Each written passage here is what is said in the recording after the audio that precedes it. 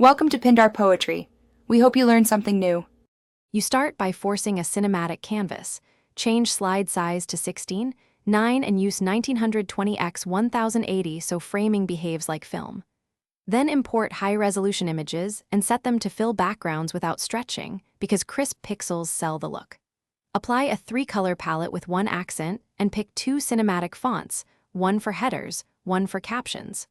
Once done, lock your master slide layout so repeated changes won't break timing or composition. Now build cinematic motion. Add slow pans and gentle zooms at roughly 3 to 7 seconds per action so movements feel intentional rather than jumpy.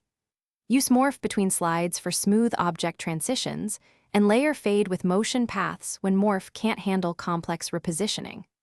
On the master slide, add a light grain overlay, a teal-orange color grade, and a soft vignette to unify shots, because consistent color and texture create the filmic illusion across disparate assets. Finish by adding layered audio, a low ambient bed, subtle beats, and punctual sound effects tied to key moves. You want audio to sell motion and pacing. Export at 30 frames per second, H, 264, and 10 to 12 megabits per second for crisp playback on common players.